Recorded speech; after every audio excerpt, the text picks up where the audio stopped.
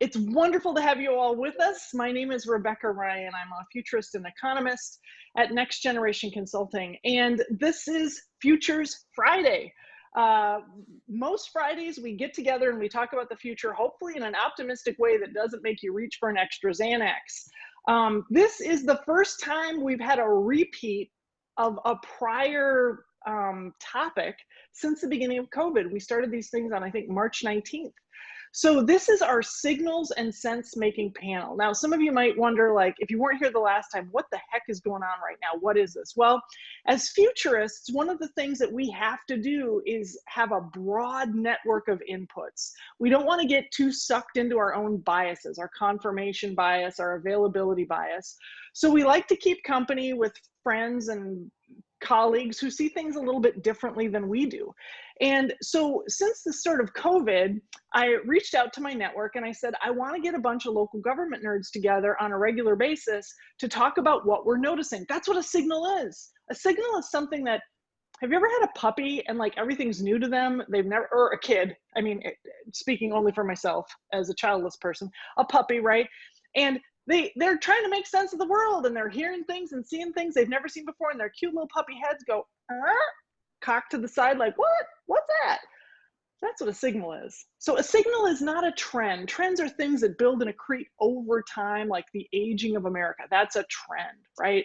The use of social media, that's a trend. Signals are things that you just haven't seen before, or something is suddenly different and makes you think, huh, what is happening here? Like a couple of weeks ago, I started to see stencils on the sidewalks around Madison, Wisconsin, talking about the alternative things we could fund if we didn't fund the police. So it was things like fund the homeless, right? Fund schools, and with the tag of not funding the police. That was a new signal I hadn't seen before. So that's an example of a signal. So they could be things that you read about, they could be things that you see, they could be things that you experience in your own household that are just absolutely new. And since we're living through a triple disruptive period, there are a lot of signals. So again, this is a signal making and sense making session for primarily local government nerds. And here's how it works. There are two rounds. Round one, my colleagues and I on the sense making panel will take a turn. We go in the order in which we arrived at the Zoom. We take a turn ripping out some signals that we've picked up. Now, you guys, there are 5 of us today. We don't want to kill people with how smart we are, so maybe try to limit it to 2 or 3 top, okay? And then during that signal making round, we want you guys to put your signals in the chat. So we're going to put our hyperlinks in the chat. We're going to put our signals in the chat. You guys put your signals in the chat. And while everyone else is talking, we'll kind of keep an eye on that, because round two is sense making. So signals are like the drops of rain on the window, right? And after we get all those drops of rain on the window, all those little data points, those little signals, what we do as a sense making panel is we say, huh, Rorschach test, I wonder what this could mean, or this actually connects to some other stuff I've seen. And I don't want to be braggadocious because it's not very Midwestern of me, but I will tell you that this signals panel has been out on front by 2 weeks of the major news media on significant things like the mental health crisis, on how we're going to get around homelessness, on how transportation will or won't be affected, so things like this. So why do we do signal making as signals and sense making as futurists? Because we've got to keep a wide perspective on what's happening. And often it is these little drops of insight that turn into bigger trends. So doing signals and sense making gives us a competitive advantage and may give us different frames on the issues that we're thinking about. All right, so with that, again, the order today is Ryan, Ann Gergen, head of AGRiP, Steve Craig, head of the Virginia Risk Sharing Association, Dr. Creston Burse, futurist. I tried to do that like very pro style. I see he's shaking his head like, oh, here she goes again. I love this guy. I love all these folks, but Dr. Creston Burse is with us today, and Dr. Charlie Grantham. We're making the PhDs go to the end of the line, guys. Okay, so here we go. I'm going to start with my signals. First one I want to share with you is, over the last while, we've been talking a lot on our signals panel about housing, like what's going to happen around housing. You know, as people, are people going to be able to pay their rent? How much more, you know, rent holidays are folks going to get, and so forth.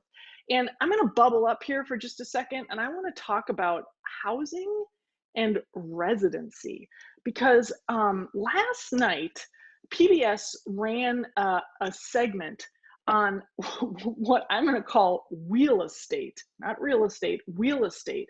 So this is the growing number of, I will say it's primarily boomers, who are going from city to city chasing jobs, right? So they live out of mobile homes, they move to wherever the economy is good, and they are trying to find work. And all of the creative ways that they're using to supplement their income without a home. And so that got me thinking about property taxes, and that got me thinking about, where do they vote? Like what is their state of residency? I don't have the answers to those things, but I thought, holy smokes.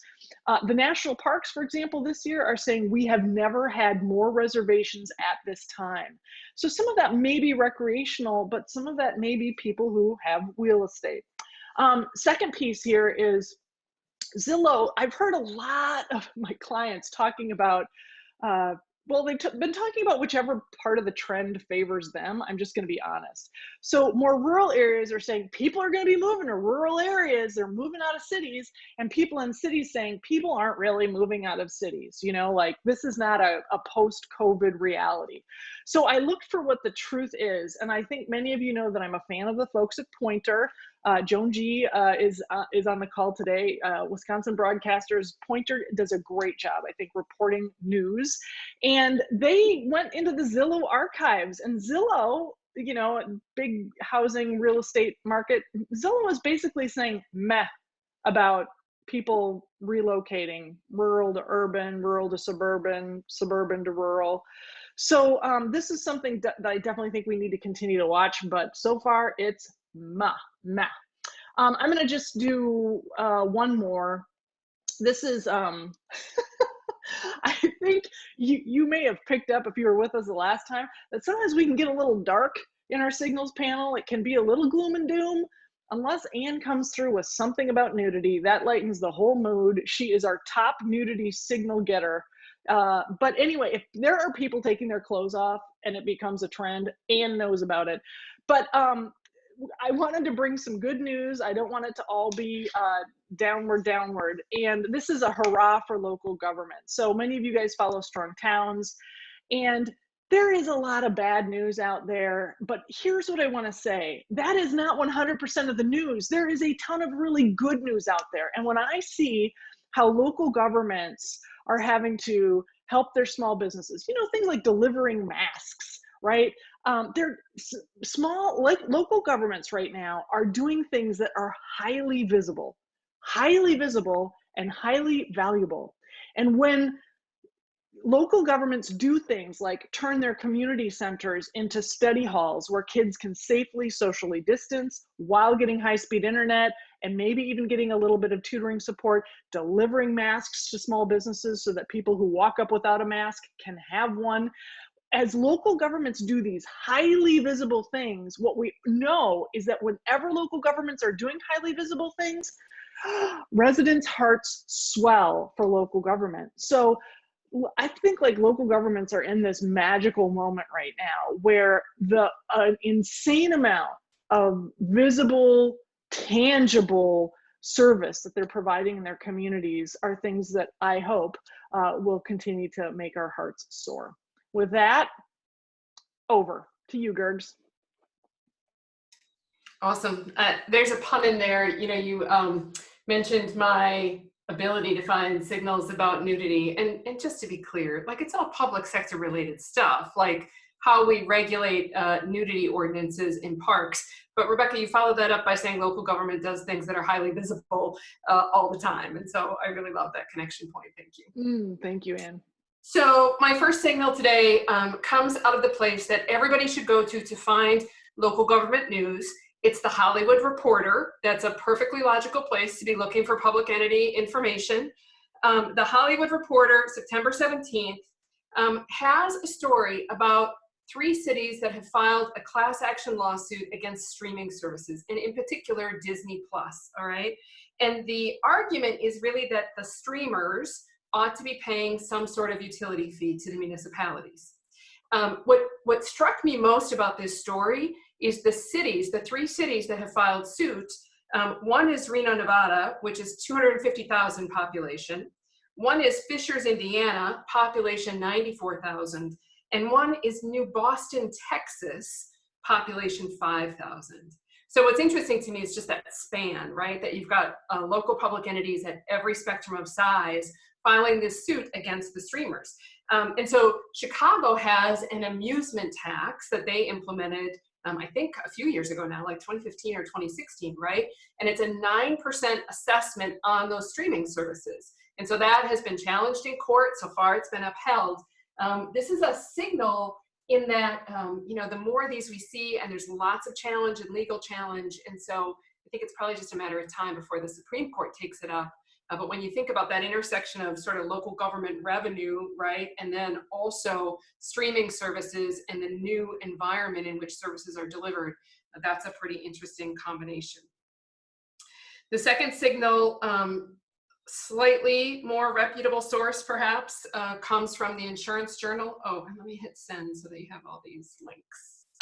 Okay, so the second signal from Insurance Journal, it's today's issue. It's, again, another lawsuit. For some reason, I'm on the lawsuit train today. It's a lawsuit that is being threatened, hasn't been filed yet, against the state of Oregon.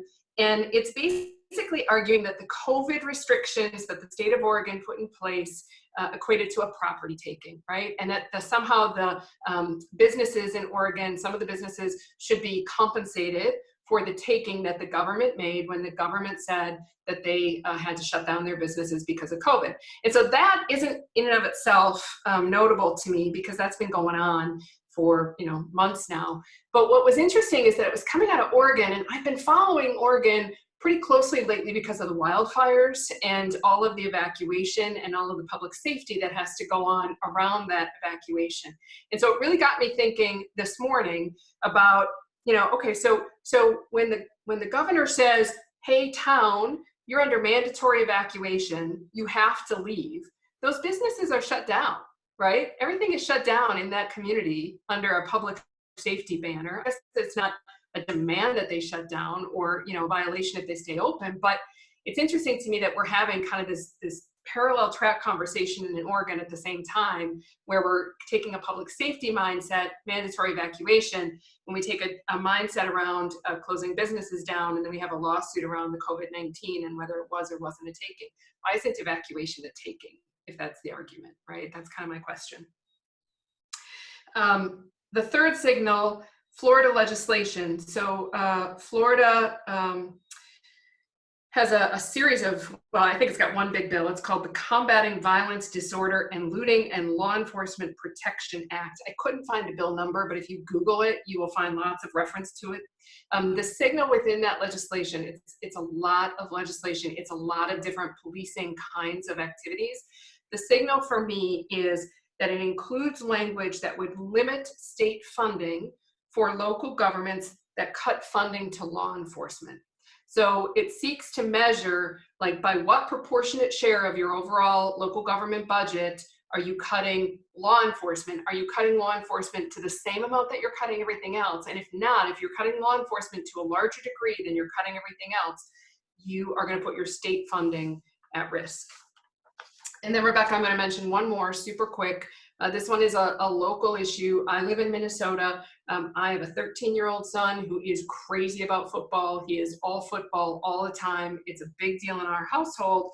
And so we've been watching what's happening, certainly with pro football and college football. But he, in particular, has been dismayed because high school football season was canceled or was delayed in Minnesota. So in August, our Minnesota State High School League made a decision to postpone football and volleyball from the fall until the late winter, early spring, right?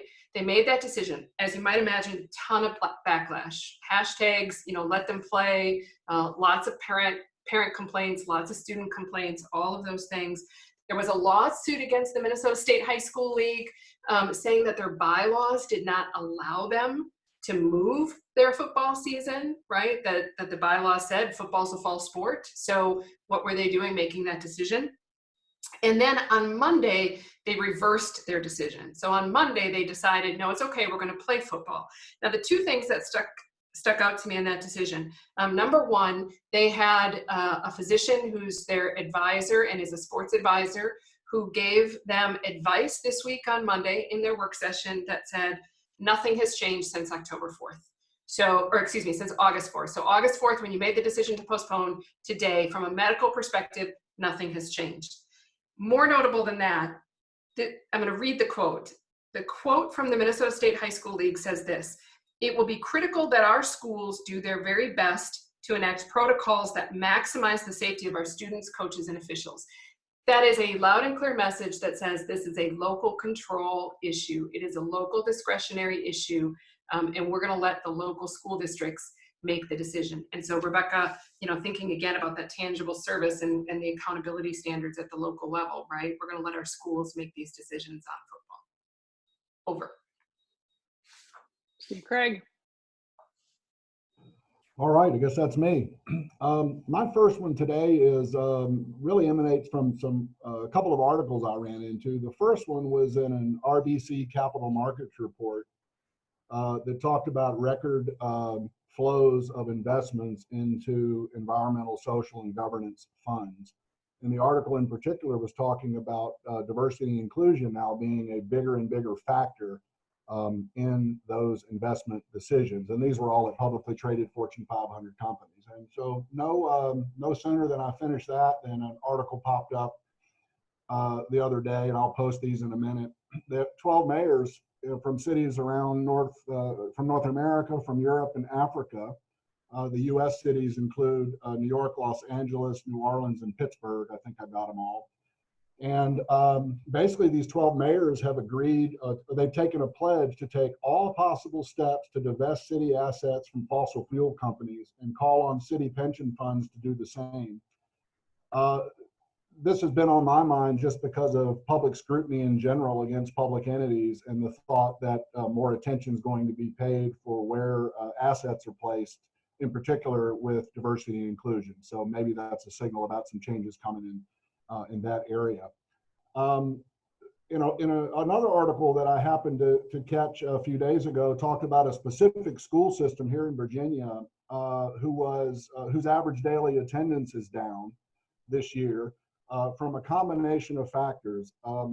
People sending their kids to private schools because the private schools are meeting in person and that's their desire, where their public schools virtual.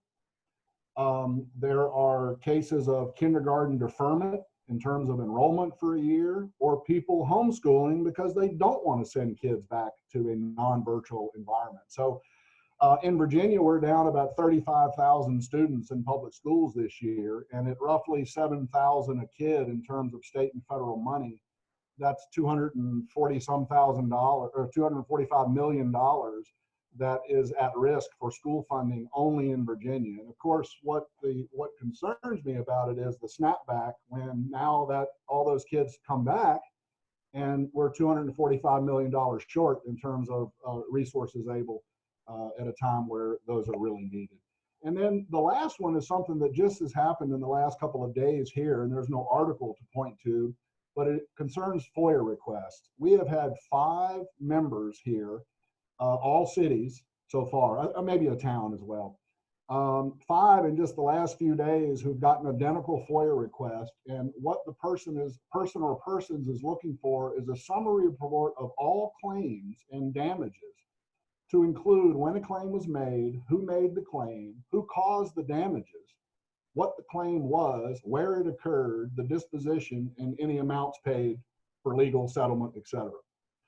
So FOIA has been a concern for us for a while because a lot of pools, at least in our state, of course there could be a reporter on the phone and the jig will be up when I say this, but they haven't figured out that our pool is subject to FOIA. And so we know this thing's going to bust open, and my guess is this probably is aimed at law enforcement claims, where they're trying to dig into that. So I guess the theme for me and a lot of what I've come up with today is transparency and accountability seem to be a focus of external sources about local government. And so that is not surprising in some ways, but I guess is a sign of the time. So that's it for me, over. Dr. Burse. Good afternoon, everyone. I have two signals, and they're kind of related, and we've talked about it before with our signals panels. The first one, it talks about, I work in the technology field, and I told Rebecca and the rest of the team a couple of weeks ago about these insane amount of dollars that we've started putting toward technology hardware. I had to place an order this week for 700 webcams that are not available and they're back ordered. We're not even expected to get them until January. So one of the things I think that's important is, you know, where we at right now, the impact that COVID has had on us is not going away. And I think we need to pay significant attention into the dollars that are going toward these different educational institutions and educational organizations. I was reading an article on Forbes, and I'll share this in the chat, but it talks about the impact that the COVID crisis has had on the boost of educational technology companies, period. I think I was reading where the stock has gone up almost 75% for all these different educational companies. Not to mention, we talk about companies like Dell and HP and Apple, who are literally have back orders of laptops and inventories that they can't fulfill right now. So I think it's important that we see where these dollars are going, because they're going to be around for a while, that the significance is there. And then secondly, the signal I want to bring up is in the city of Jackson, and I'll share this article as well because they're kind of both related. They recently decided to use the dark fiber that is in downtown Jackson. And the reason that is important is it was actually installed in 1999. So this dark fiber has been dormant for almost 20 years in the city of Jackson. And the reason that's significant is, and I'm not going to be long, but over the last 5 years, the city of Jackson has been going back and forth with their Jackson Public School Department. And actually right now, they actually dissolved the whole school department, and the state was about to take over the city of Jackson school district. They went through a bunch of things, and ultimately the city of Jackson and the state of Mississippi didn't want to touch the largest school district in Mississippi. That's one thing. Another thing that's important is, if you look at what the city of Chattanooga did in Tennessee, they discovered their dark fiber and they actually use it, and now it's a municipal for the city, and the city owns that. They've been sued by Verizon, AT&T, all the big wigs that's in the technology field, because they don't want city and local government hosting that type of power. So I think it's important for a city like Jackson that already has its struggles, if they really look at what they're doing today, they have the opportunity to kind of wipe the educational slate clean, look at what they can do with that dark fiber for the city, and really be a leader in the next 10 years versus on the bottom in the next 2 years, if they look at those signals today. That's all. Creston, real quick clarification, because not everybody has all the nerd cred you do. What's the difference between dark fiber and all the other kinds of fiber? Gotcha. So dark fiber is just fiber that has not been used. Fiber is nothing but light that goes through a tunnel. So if it's not being used, it's dark.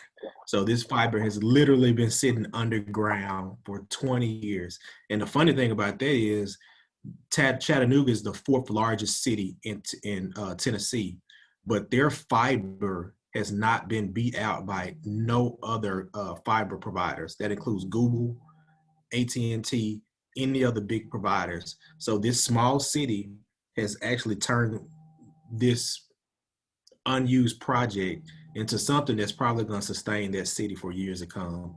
And they probably can't even see the ramifications of that. Over. Dr. Charlie. You're on mute, amigo.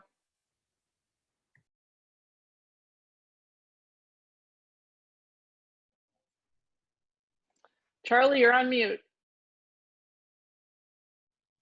There we go.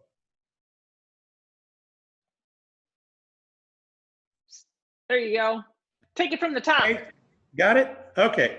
First one has to do what's the knockoff effect of COVID on urban land use planning. And I bring it up because we're now starting to discuss here in my community of Tucson, how are we going to handle the delivery drones? How are we going to change zoning ordinances to provide areas for drone delivery? And that quickly spun up into, well, what about contactless delivery of other goods? We have bike lanes. Do we need to have bot lanes where these little things can scurry around and drop off your groceries at the corner? So I think there's a bunch of questions there that people are starting to ask, but there's going to be some implications. We're not going to be able to just plan urban areas the way we've done before based on car traffic. So weak signal one. Number two is public health. I came across a statistic that small businesses, and this is where it impacts local government, are about to run out of enough money to keep paying health insurance premiums for what few employees they have left. The number I got was about 19% of the small businesses say they've only got 2 more months to run to be able to pay the premiums on health insurance for their employees. Now health insurance expires for these people. We're coming into the winter with COVID. I think you can see the potential that's coming here. People get sick and they can't go get health care. I think what that's going to do is drive the numbers of people who pick up COVID versus how sick they get is going to go up, because they're just simply not going to have the resources to really go get medical care. Okay, that's quickly. Third, and this is a positive, here's a good one. And I picked up on this out of Europe, so I have no clue as to whether this is going to work in the US, but it seems what's going on in Europe, especially the United Kingdom, is that given the legislative paralysis, especially around Brexit and some of these issues, communities are starting to slip back into a governance form that is as old as Athens. And it's called citizens' assemblies. And I won't go into the details about how it works, but basically the citizens begin to take control of making political decisions in the absence of an ineffectual city council or legislative body or whatever. And these things are popping up all over these days. I'm investigating this. I'll post a link to everybody, but it was like, oh, okay, the amateurs are going to step in and take over because the professionals can't get the damn job done. We need Mayor Funk on this one to react to that. I was just thinking, you sound just like him. No F-bombs today, okay? Okay, that's it, over. Awesome. All right. Well, thanks a lot. I want to just ask our signals panel to make sure you get your links into the chat so that other folks can look at the same source material you're looking at, kind of like a freedom of information request. Steve, tell us what your links are. And then you can see that we've got folks from Bob Horton to B. Greenberg, and others talking about the things that they're noticing in their communities. Joan G, of course, had that awesome idea of taxing porn download, and that would just really, really help. Okay, so let me go into Sensemaking. This is always good fun. So, Anne, I want to come to suing the streaming giants. One of the things that was proposed in the movie, The Social Dilemma, not to plug it again, I don't get a kickback of it, but I need to talk about this movie with somebody, and I think we're going to do it at one of these meetings on Friday, because this movie, I knew all this stuff. I've been tracking this stuff for years, but the movie put it all together in such a way that made me clutch my pearls. But anyway, the idea of suing the streaming giants, you know, that's one way to go. But the other way to go is to charge them a tax for all the data that they pull out of us. Yep. Both are a revenue issue, you know, a suing versus a tax.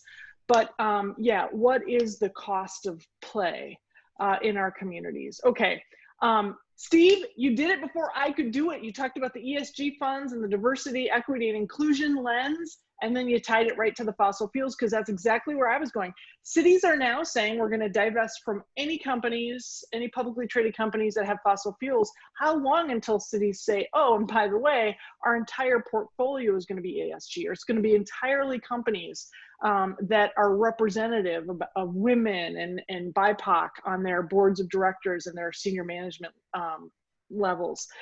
And oh, by the way, there was some research done by Catalyst several years ago that showed that when women are the city managers or the county managers, they are far more likely to have a AAA bond rating within that municipal government. And that was interesting, because if you're trying to, you know, play the bond market, or, you know, make some money in the bond market, is there such a thing, right, as a gender lens that we can look through to make good bets in municipal government? Creston, this thing about webcams are not available. This explains why Amazon keeps telling me, sorry, you're on back order. And I also apologize if I'm not coming through in HD. It's not my fault. It's evidently Creston's fault, or whoever he's in queue behind. To come back, Creston, on this thing about dark fiber, first of all, thank you. I never really knew why it was called dark. I assumed it was because it was unused, but when you said the thing about light, I was like, huh, I should have paid attention in science class. Anyway, coming back on that, we have been talking about Chattanooga. You know, they've been a client of mine, and what they've been able to do with having broadband as a municipal service is now being picked up everywhere. And I'm remembering a couple weeks ago, we had Nick Kittle, Liz Farmer, and myself on talking about some of the big bets for the future of local government. And one of them was local governments that really do figure out how to make high-speed internet access a public utility, that you can turn on your lights, but your house also has high-speed internet. They are going to be the new winners. This is a utility like cold running water. Every child should have a right to high-speed internet access. So rock on and let's get it done. Oh, Charlie, I love the bot lanes. Here on the UW-Madison campus, our bots are so adorable, but if you get too close to them, they scream at you in this very frightening ambulatory tone. You did scare the crap out of me with the health insurance premium note there.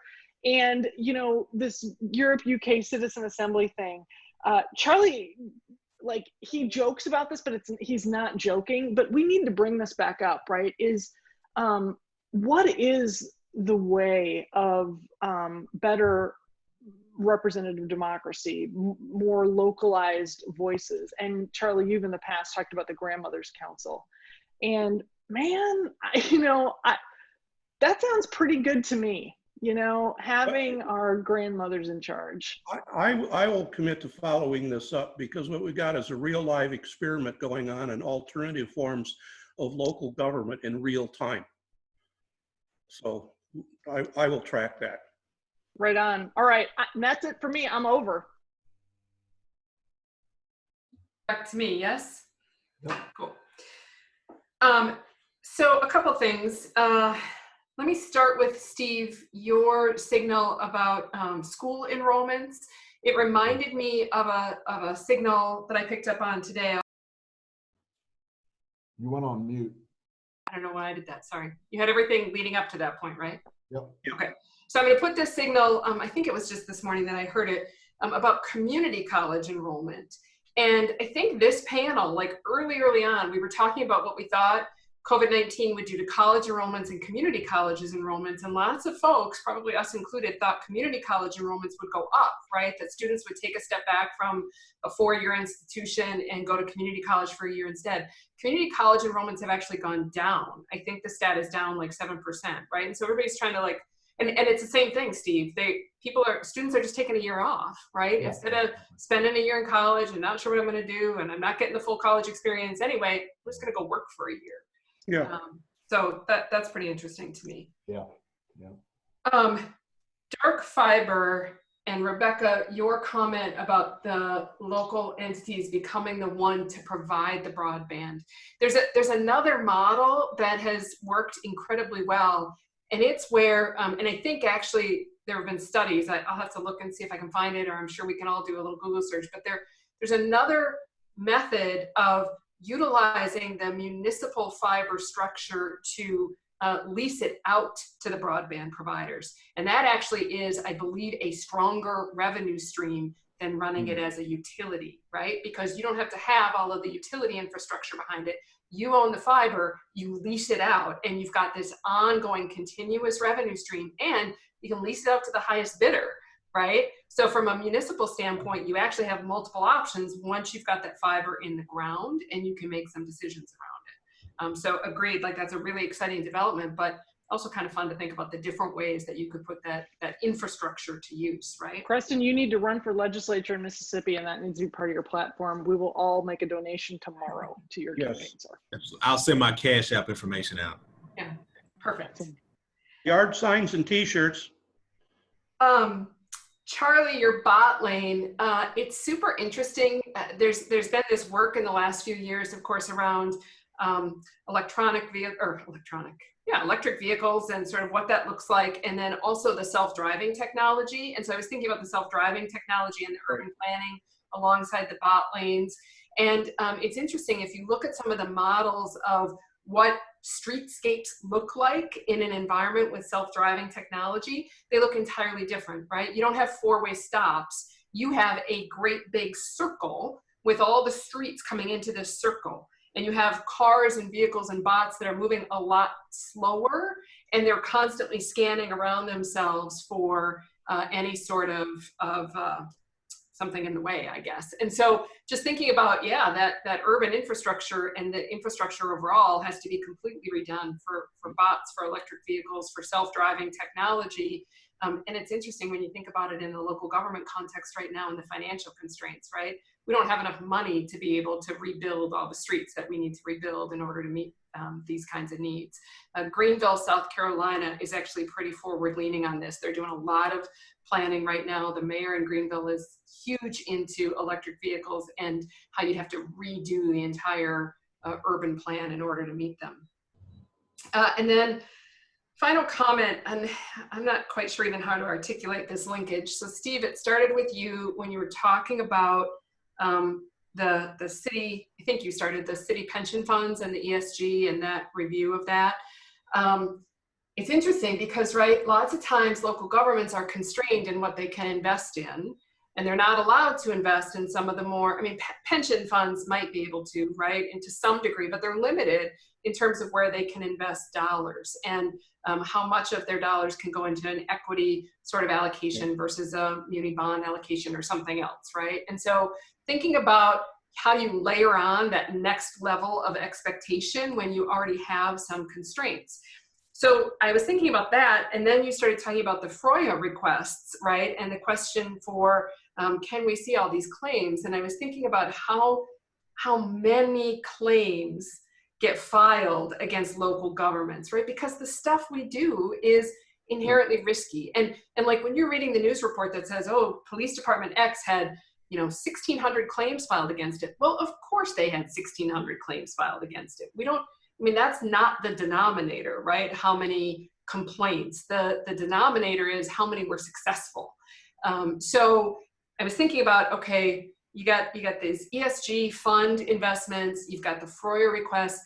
I feel like, the buzzword is transparency, but to get to true transparency, like first, we're gonna have to blow the lid off this. Think about the education that's going to take place among the general public when they start to review things like, hey, guess what? Your city can't invest in equities, so how much expectation can you have for them to have this kind of return? Hey, guess what? Your city department actually is facing 1,600 complaints against it a year, 1,522 of which are completely, have no base. And so like we're on this cusp of transparency, but I think it's gonna get way worse before it gets better, right? Because there has to be this huge education before we come to resolution. Over. Well, that's to me, so that's timely because I can continue the train there, I think. So it almost ties into Charlie's citizen assembly comment as well. So we have all these, whether it's formal or informal, there are a lot more eyes on things. and a lot more challenges. I'm not sure if an average person is going to go, there were 1,600 claims and 1,520 are baseless. I don't know that anybody will think they're baseless unless they're knowledgeable, you know. So I do think that's kind of interesting. And then I would, you know, going on the theme of the cityscapes, you didn't mention the drones that Charlie mentioned, but that'll be another, I'm picturing these traffic circles and bots and drones flying around, and frankly, it I makes me love very it. uncomfortable. Then we have to seems like stack them. yeah, We've got the a 6 lot more foot to stuff 8 I got to foot keep aware stack. of what the hell's going on, you know. So that one got me. You know, Creston, you mentioned the backorder tech, and I think I mentioned this a few weeks ago on one of our panel sessions, but we had a newspaper article for a school a little bit south of Richmond, one we insure, and they were talking about having computers backorder, laptops for kids backorder, because most of them waited till the last minute to order them because they hadn't decided on virtual or whatever they were going to do. And the paper said that the ship date was like in 2 weeks. And I immediately looked at that and went, that's going to be January. And they're just going to keep changing the date because that's what they did to us back in the spring when we were scrambling with laptops. And just the additional challenges that creates for the current school environment. I did talk to a school superintendent this morning and was picking his brain a little bit on what's going on, and nothing earth-shattering there except one comment that was really interesting, in that we hear so much about when we get back to normal. And he's the first educator that I've heard say, we're not going to do normal. Virtual presents an opportunity for us for flexibility we've never had, and this is our chance to reimagine education. I was very excited about hearing that, because I've been on a bunch of superintendent calls, and that's all I end up hearing. But I want to know who this guy is. yeah, we've been talking about, as a guy I'm trying to recruit for my board. Creston, you mentioned the dark fiber thing too, and the broadband. We've been kicking broadband around for a while, and so I think I mentioned we do have an electric utility here, a co-op that has done it for their entire area. So we are seeing a smattering of efforts, and I really got to feel this is a tipping point for us, and maybe this will be one really good thing that comes out of COVID, is an expedited push toward broadband, because it cures so many of society's ills, especially for rural areas and in inner cities and things like that. The last thing is, you had a theme of lawsuits, Ann, and I'm just, you know, I guess that's the country we live in, because I had some other weak signals that I didn't share, but there was one, I guess there are suits against schools over mask mandates in Florida, Tennessee, and Connecticut. We've got a state delegate here leading a lawsuit against the state for the BOSH rules, or OSHA rules, that we passed. I think we're the only state still that has passed any rules relative to COVID to mandate employers do certain things. Well, that's being challenged. So it does seem like legal challenges and transparency seem to be the emerging themes, I think. And for me, that's it. I'm over. All right. Steve, you talked about, you know, you feel like this is going to be a tipping point for you guys. Rebecca reminds me, a lot of times I'm talking and people may not understand some of the things that are coming out of my mouth because I speak technology all day long. But, you know, I thought that was because you're from the South, but I understand you perfectly. Okay. We'll just leave Rebecca out next time. But, you know, we talk about this. We talk about the digital divide has been around for at least 15, 20 years. So we've known this. I mean, it's not a new term. It's just funny. One of the things that I jotted down a couple of weeks ago is a couple of things that this pandemic and COVID has taught me. Number one is how selfish people can be by not wanting to wear masks. That's just something about, you know, personally, that's what it taught me. And then number two, it's forced a lot of people to realize that we have our pants down and we've been exposed on a lot of different things. We see that in education. We see that in a lot of the inequities that are going on across the board. I think Julia in Sacramento talked about, you know, there's a huge equity problem that they're having, even trying to get devices for a specific population in their city. And that's true. And that's one of the things I think that the pandemic has really shown us, that, you know, we've been doing it wrong. And this is our opportunity to start doing it right. So some of the things that you're talking about, you know, this is our new norm. So we need to take advantage of some of the things that, you know, that's really going on. Some of the things that I know here in Mississippi is the city of Jackson is completely virtual. I have a bunch of friends that work within the school district as teachers, and it's not very effective at all. Number one, they didn't have the devices, they didn't have the proper planning, they don't have the internet access for a lot of students. There are a plethora of things that's making it ineffective. But our suburban areas that are around the city, smaller, higher tax bases, they're going back to school face to face, and they're doing okay. They're making it work. So again, it just shows a glaring difference on some of the inequities that we talk about. A couple more things, Julia, you talked about that the community colleges enrollment was down. I think just personally, I think it's down for a couple of reasons, but this may be a tipping point in education on the secondary education, because what do we value community colleges at now? Where do we value a college degree at now? College is expensive, and it's a little bit too expensive for a lot of people. So is it that COVID is telling people not to go to college, or are people making an economic decision, say, I can do something else and make more money without going to a four-year institution? We talked about that with the Google certifications a couple of weeks ago. Right. Google is completely trying to disband the four-year structure on how you look at college. Just come to us, get a certification, and we'll put you to work for $50,000. So that's all I have. Some things to think about. Over. Oh boy, I guess it's to me. I don't, let me start with Rebecca, your observation about engagement of citizens at the local level. The more visible the service delivery becomes, you're correct, the more engaged and positively engaged the citizens become. So I read that as a good signal. Maybe each city should have a chief engagement officer or something like that. There's an idea.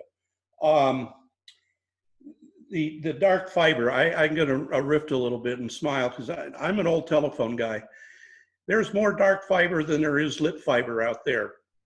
It's under the ground, and also you need to look at public utilities, your electric company. All of those 14.4 kilovolt towers have got 2 strands of unlit fiber on every one of them. They just put it up there as they built the infrastructure without a thought about what they were going to do with it. So there's a resource that could be tapped into. That's a regulated public utility, with the exception, of course, of Pacific Gas and Electric, with everything's burnt down, so whatever.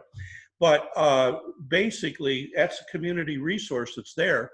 And in the cable business, when cities granted franchises to cable companies, one of the requirements was the build out of a parallel civic network. And they're sitting out there, but they're not being used. So I think, Ann, your point about there's 2 basic business models that could be put in play as to how that resource could be used. Maybe we need to start thinking about what's best. Might not be the same for every city, but there's a resource. And now the demand is there, education and then even healthcare delivery. And somebody made a comment about rural areas, especially for broadband. I can't agree with that more. Here in my state of Arizona, the tribal lands up north and east are terribly, terribly underserved. And in some cases, quite deliberately so, to be honest with you.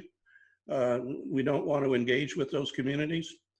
So it's time to catalog the resources that municipalities have and start to figure out how to leverage them given the new demands. That would be my point. Someplace back here about evacuation orders.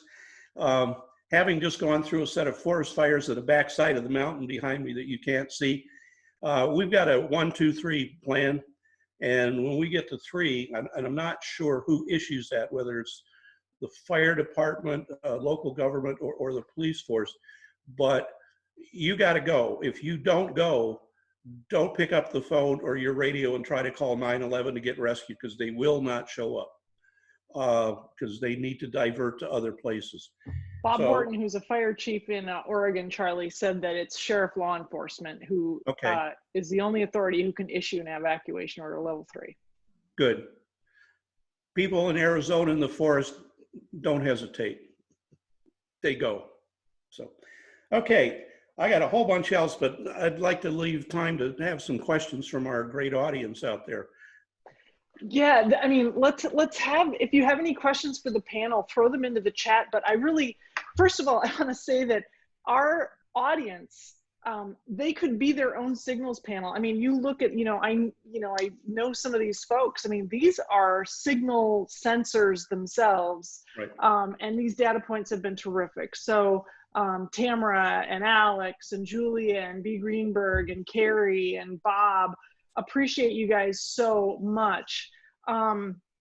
So you guys on our panel, take a look at some of the things these guys have been talking about.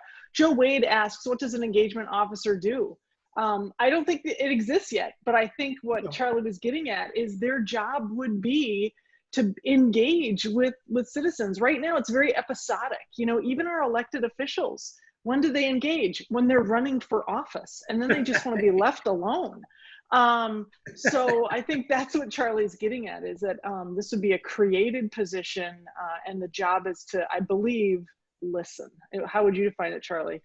No, I think you're right. I mean, engagement and your direct experience of local government is the major driver of satisfaction, of citizen satisfaction. And that gets translated into willingness to pay more in taxes and a whole bunch of other things. Yeah, it's a new job description. I'm grinning because, I mean, yeah, here's a whole new field for marketing people. How do we get out there and engage with the citizenry? And I'm sure we could find some pretty good examples, but that would just, I think, would be kind of cool. Hutchinson, Kansas is combining a director of public information, DPI, along with community engagement. Alex works with rural health for Native tribes, and they have a community engagement staff. Good. So good signals out there already. Let me just take it through one by one. We'll continue to monitor the questions in the chat. Portland's having issues with their neighborhood associations run by the city. Oh man, this is the big cleavage, I think. The big cleave that's going to happen is in some communities, neighborhoods are the organizing principle, right? But when they run up against that upper limit with cities not being willing to do what the neighborhoods want, that's when you start to see bad stuff happen. One of the signals I didn't bring is that Atlanta is closing one of their jails. And they did it with community engagement through this very intensive process. I don't have it open anymore, but hang on, I can find it elsewhere. While I'm looking for that, let's go back around one more time. Anne, Steve, Creston, Charlie, any closing thoughts or things that you're wondering about right now between now and maybe the next time we get together in a public way like this?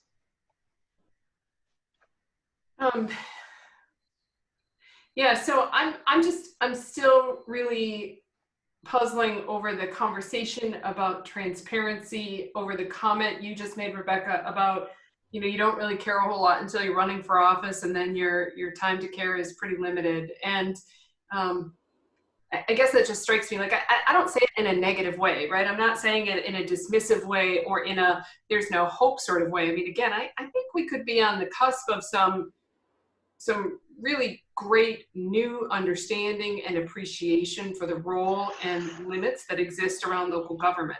I just think it might be really, really messy for probably a few years while all that stuff comes out into the open and we get the right amount of understanding around it. Mm-hmm.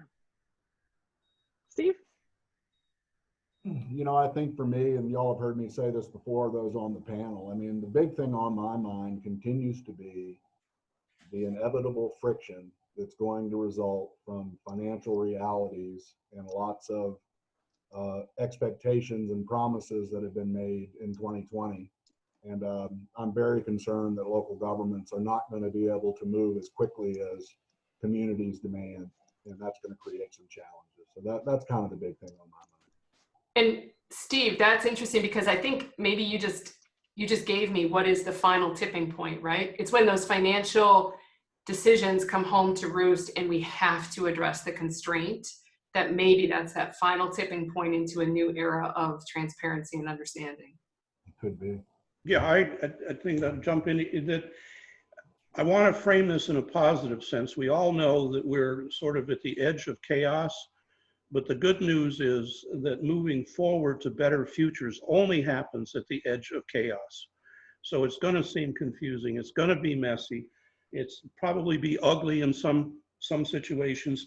But if you know that's what's going on and your public leaders can move forward with what I would call focused conscious intent, you'll be okay.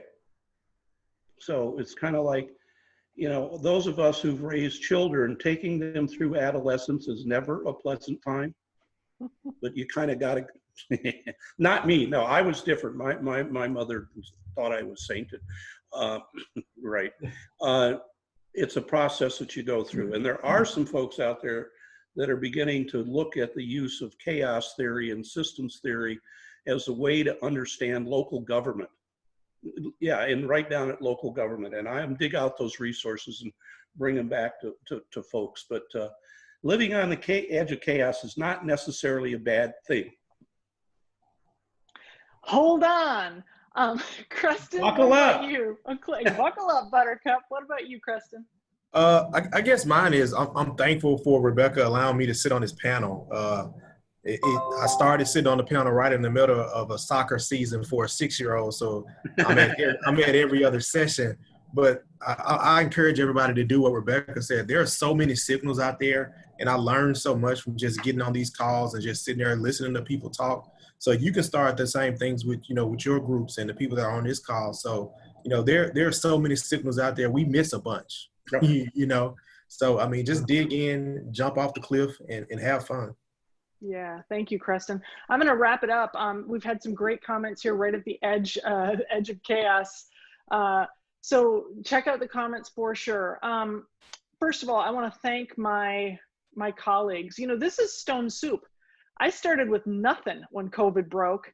I called Ann first, I think. Then I called Charlie. Then I called Mayor Funkhauser, right? And then it grew and changed and morphed, and it continues to do that. And it's a meeting I never want to miss, because no matter how, I scan 1,100 news sources and I still don't pick up the stuff that my colleagues pick up.